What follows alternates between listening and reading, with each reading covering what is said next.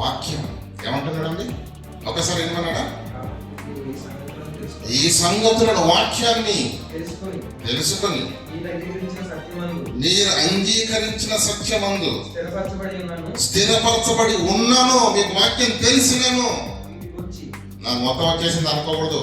వీటిని గురించి ఎల్లప్పుడూ దేవుని వాక్యాన్ని నెమరు వేస్తూనే ఉండాలి. ఎల్లప్పుడూ జ్ఞాపకము. ఎందుకంటే దేవుని వాక్యం గురించి ఏమన్నా రాశాడు కీర్తనకారుడు?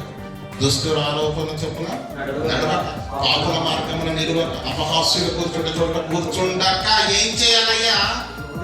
యెహోవా ధర్మశాస్త్రమునందు ఆదివారానికి ఒక్కరోజు గంట సేపు అన్నాడా?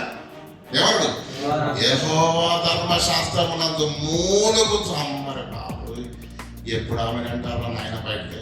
అది కాదు వాక్యం దగ్గర ఉండాల్సిన మానసిక పరిస్థితి మంది. చాలా మందికి ఇబ్బంది. డ్యూటీలు ఇబ్బంది ఉండదు,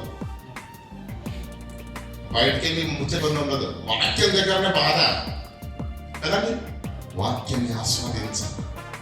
బిర్యానీ దగ్గరికి వెళ్ళి అంత చిరాకుగా పెట్టుకుంటామండి. చెప్పండి, నీలో కలుగుతున్న అడ్డూలు చూసారనుకోండి కదా, తేనె స్వీట్ పదార్థాలు ఉంటాయి కదండి. అమ్మ బాబాయ్ ఆపలేరు మనల్ని కదా, కుమ్మేస్తాం. ఒక ఆహారాన్ని చూసినప్పుడు నీలో కలుగుతున్న ఆనందం, ఆశ, ఆసక్తి దేవుని వాక్యం దగ్గర నీకు లేదంటే నువ్వు దేవుని వాక్యాన్ని ఆస్వాదించే జీవివి. దాని ఏమంటే తెలుసా? వేకువ జామునే నేస్తాడట ఆయన. ఎందుకు? వాక్యం తీసి తాగుతాడట.